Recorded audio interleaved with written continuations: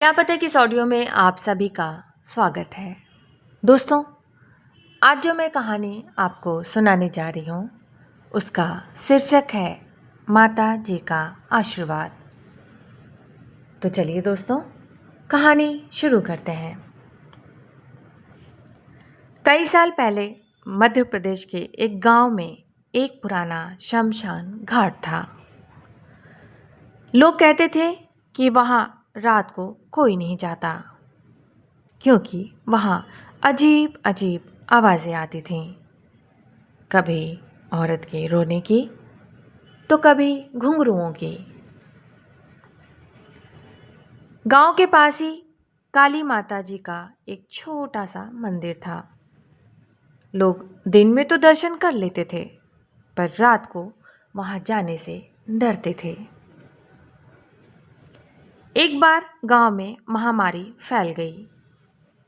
बच्चे, बूढ़े, औरतें सब बीमार पड़ने लगे। गांव वाले घबराकर मंदिर पहुंचे और पुजारी से पूछा, पंडित जी, कि ये बीमारी क्यों फैल रही है? पंडित जी ने बोला, माँ नाराज है। उनका स्थान शमशान के पास ही है, लेकिन कोई उनकी पूजा नहीं करता है। और वही शक्ति रात में आवाजें देकर हमें बुलाती हैं। गांव वाले डर गए, क्योंकि किसी की भी हिम्मत नहीं थी कि रात को शमशान के पास जाएं। आखिरकार एक बहादुर युवक अर्जुन आगे आया। उसने कहा, अगर अगर माता जी नाराज है तो मैं उनके पास जाऊंगा, चाहे मेरी जान ही क्यों न चली जाए। मैं जाऊंगा। रात का समय आया। पूरा गांव दूर खड़ा होकर देख रहा था। अर्जुन हाथ में दीपक और नारियल लेकर अकेला शमशान की ओर चलने लगा। जैसे ही वो भीतर पहुंचा, चारों ओर अंधेरा छा गया। अचानक से औरत के रोने की आवाज़ आई। फिर घुंघरुओं की आवाज़ भी आने लगी। पेड़ों की शाखाएं हवा में कांपने लगी। अर्जुन का दिल धड़क रहा था, लेकिन उसने दीपक ऊंचा उठाकर जोर से बोला, जय माता दी। तभी अचानक शमशान के बीचों बीच लाल ज्वाला उठी और उसमें से माता जी का भयानक रूप प्रकट हुआ। गले में खोपड़ियों की माला, हाथों में तलवार और आंखों में अग्नि दिखाई दे रही थी। सभी गांव वाले दूर भाग गए, लेकिन अर्जुन ने सिर झुकाकर माता जी को प्रणाम किया। माता जी ने बोला, डरने वाले मेरे भक्त नहीं, तुमने निर्भय होकर मेरी आराधना की है, इसलिए मैं तुम्हें और तुम्हारे गांव को इस महामारी से मुक्त करती हूं। अगली ही सुबह गांव में बीमारी गायब हो गई। लोग कहते हैं उस रात माता जी ने खुद शमशान में बलि स्वीकार की और गांव की रक्षा की। उसके बाद से हर साल गांव वाले नवरात्रि में रात को वहीं दीपक जलाकर काली माता का जागरण करते हैं। तो दोस्तों, ये कहानी कैसी लगी? अगर अच्छी लगे तो लाइक, शेयर, कमेंट करना ना भूलें। तो चलिए दोस्तों, अब मैं आपको दूसरी कहानी सुनाती हूँ। ये भी माता जी का रहस्य है। राजस्थान के रेगिस्तान में एक पुराना खंडहर किला था।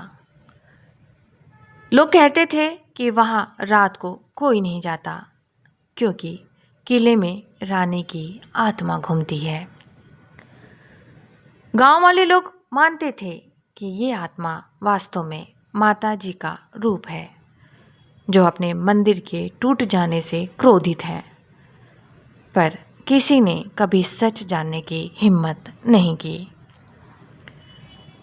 एक बार गांव का युवक विक्रम और उसका दोस्त धीरज गांव की चौपाल पर बैठे थे। धीरज ने विक्रम से कहा, विक्रम, तू पागल है क्या? आधी रात को किले में जाना चाहता है? तुझे पता है वहां से कोई वापस जिंदा नहीं आता। विक्रम, अगर वहां वाकई माता जी का रूप है ना, तो हमें डरना नहीं चाहिए यार। मैं सच जानकर ही रहूंगा। मैं तो जाऊंगा। गांव वाले डरकर उसे रोकते रहे, लेकिन विक्रम नहीं माना। रात को दोनों दोस्त दीपक और घंटी लेकर किले में पहुंच गए। किला बिल्कुल सुनसान, टूटी दीवारों से भरा था। अचानक से उन्हें घुंघरुओं की आवाज़ सुनाई दी। धीरज, विक्रम, विक्रम, ये आवाज़, ये आवाज़ ना सचमुच सचमुच यही से आ रही है, यही से आ रही है। दीवार के उस पार एक लाल चुनरी लहराती दिखी। अचानक एक औरत की हंसी गूंजी।